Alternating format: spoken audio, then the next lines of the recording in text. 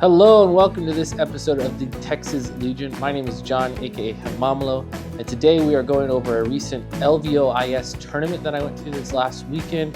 It was a lot of fun, hosted by Reagan and Thomas. They did a great job hosting it at our local game store. There was supposed to be about 14 of us, but only 10 showed up on the day, or 11, something like that. And it was a good tournament overall. My first few games were a little rough, and then the third game was able to pull out a win.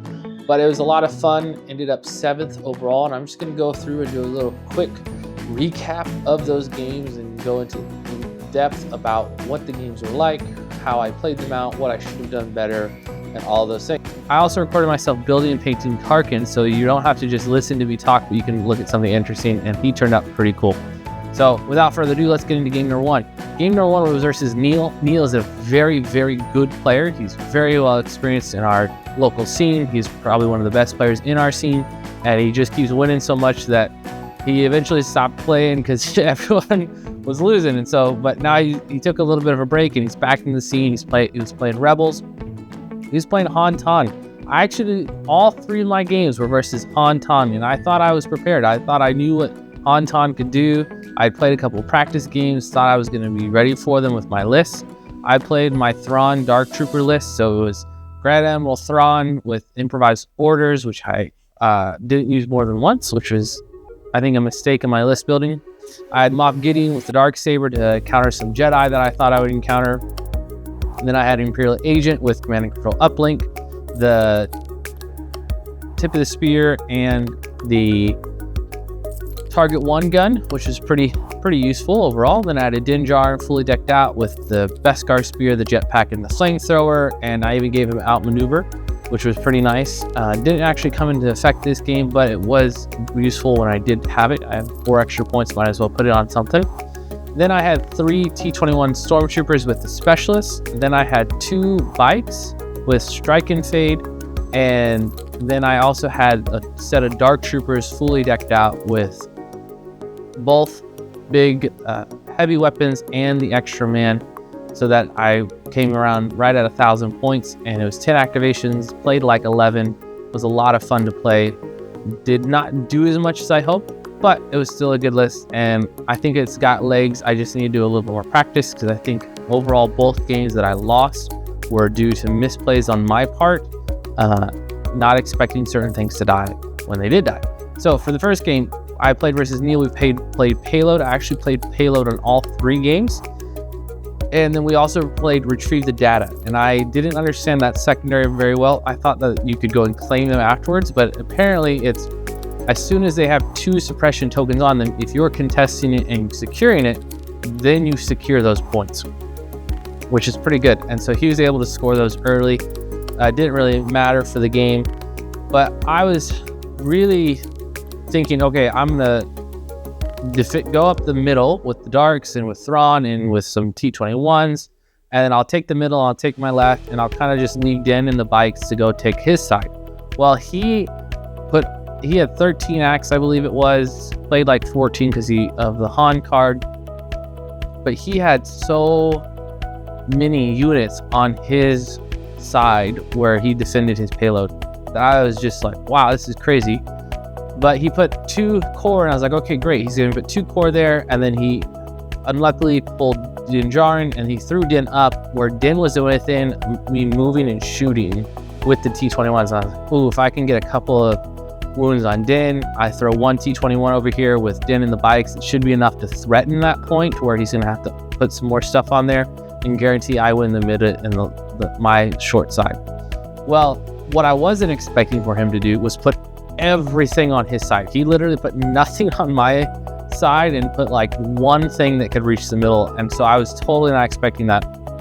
And I put 1 storm down, was able to shoot at Din. I did 1 damage. He then starts throwing everything on that side, and I made the mistake of responding with everything I had, and that was a big mistake because from the short edge of the board, Han can just double move without spurring into where my guys were at, and he had 3 swoop bikes, and so his swoop bikes were just able to run into me and absolutely decimate my army round 1. I had something like 700, no, it was like 400 points worth of units on that side of the board, and he was just destroying them. And so I had to throw Din over there because Han Solo was the bounty and Han Solo had run in. I thought, man, I can move in, try to kill Din. He moved in with him. I got Han Solo to 1 HP with Din, and then Han Solo just did not die. And top of round 2, he goes with Han Solo first, smacks Din Djarin, and Din Djarin full blanks. And it was just like, well, the game's over. That was my chance at a bounty. That was my chance at winning that side. If I would have killed Han Solo with Din Djarin there, then I could have taken over that side of the board. Like, Din can clean up swoops real easy. And he also was able to get his commandos with Jin and the Proton Saboteur within range round 1 for a range 1 shot. And that thing was nasty. And so the game quickly descended to where I wasn't able, I had so much on that side that just died so quickly. Like, Din got 1 shot. Moff Gideon was 2 shot. All my storms were rolling blanks.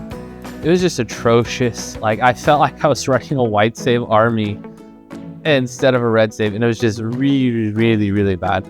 And so eventually he was able to turn his whole unit towards me and just took over the game, and that was it.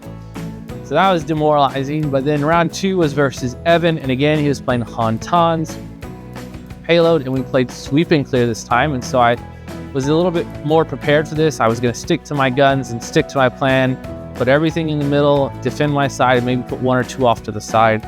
And it was a very bloody back and forth match. He ran Din up the middle, was able to get some damage off on a dark or 2. I was running Din forward, and Din full blanked again. It was just so annoying. We ended up playing all 5 rounds, and I think it was round 3, Han Solo was able to get onto, or round 2, Han Solo was able to get onto Thrawn, and I didn't have prepared positions on Thrawn, which I should have. I should have gone first with Thrawn. I played a 3-pip, and I could have command and control uplinked it to a 2-pip, which would have tied his 2-pip. And if I would have done that, then I would have won off of cunning and been able to go on with Thrawn first, which would have given him a dodge and an aim and pass 1 out to the Darks who were next with him, which would have meant Han Solo couldn't have killed me because I had duelist and I had a dodge, and there's no way he was going to be able to kill me. And I don't know, day of tournament, wasn't thinking, and Thrawn died. And he full blanked, which he shouldn't have. Like, honestly, should not have full blanked. I had a 50-50 shot with those dice, and they full blanked. And then Din Djarin full blanked quickly after, and it was just like, well, this sucks. I was able to kill his Han, and it was back and forth, back and forth. We ended up going all the way to the end. He won on victory points at the end because he was just able to outlast me on the victory points, and it was just like, okay, this is game over. And so that was unfortunate, but it just, those 2 big player pieces dying so quickly really, really hurt me. And also Luke Skywalker running into the Darks, who was doing tons of damage, and the sleepers got a big shot off on the Darks, and they were able to overwhelm the armor and did several damage. And so they were doing work all the way until the end, but it was just too little too late because I lost Thrawn round 2, and it's just, it really sucked. But moving on to round 3, was playing versus Lily, and again it was Han Tan's with payload, but marked targets this time. And so, spoiler alert, I won. I really stuck to my plan. I had everything basically in the middle. On my side, my opponent was doing what I thought a lot of the Tans would do, where you run Han and Luke fast onto my side rather than going up the middle, which I think is still the right play typically. I did beat it this time, but it's because I was prepared for it. And so I just threw a couple of things that were within a speed 2 move to defend my side, and I threw 1 thing that was on it. So my opponent had to throw 2 things onto it in order for me to lose that point. But I was positioned in such a way that they put Han outside of the contesting, and I was within contesting, and I was able to shoot Luke and panic Luke, and so I was able to tie that point. It was either tie it or score it, and I got the middle, and then I had Din Djarin go on the far side and run in there and mess around with their 2 people they had on their point, and was able to eventually take that round 3, which was what my original plan was for Payload this entire time. And so that was really interesting to play through that. They had 2 sets of commando strike teams, which was really good. And I really like the strike teams. I think people are way too scared of them. They're interesting, they're cool, they add some interesting dynamics. But as soon as they shot, I just moved a speeder bike out, shot them, and I one-shot them. Like, they only have 2 health on white saves. You can overwhelm that pretty easily. And just using my speeder bikes, I was able to take those out. And so they're not as scary as people think. I think they're actually priced pretty well right now. They might be a little overpriced because, I mean, they are 44 points, but I mean, it's just a 2 health unit. Like, they're gonna fold over. And I think people are way too scared of commandos than they should be. I think if somebody spams them and you have 3 of them on the board, then maybe. But even then, I don't think they're as scary as people think they are. I think you just have to have an answer like a speeder bike, or like just a single speeder bike can take those things out. As soon as they shoot, you move, shoot, move, shoot. It's pretty easy. But round 3 was able to take that game pretty simply. I just stuck to my game plan. Thrawn did his thing. Moff Gideon did his thing. The Darks did their thing, and they did really well. And the big reason I won was because Din Djarin actually rolled blocks this time. I think Din Djarin rolling blocks was the greatest thing, because if Din didn't roll blocks, I would have lost that game. Like, my opponent had a Jin with the Commandos. No, it was Rebels. Jin with, was it Rebels or Commandos? I forget. But that game, depending on Din surviving, and Din did survive. I intentionally didn't put orders on him several times, just because I wanted him to have a dodge just in case. And the dodge came in clutch. Din was able to survive and do what he needed to do to win. And so, good games overall. Ended up 7th because of my strength of schedule. Neil won the whole thing, and then my person I played second round won his 3rd game. And so I ended up going 7th place overall in the tournament. It was a lot of fun.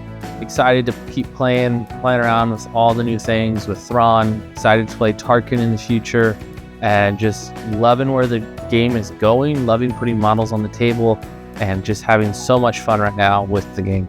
So I hope you guys enjoyed this quick little recap, and thank you so much. Have a good day.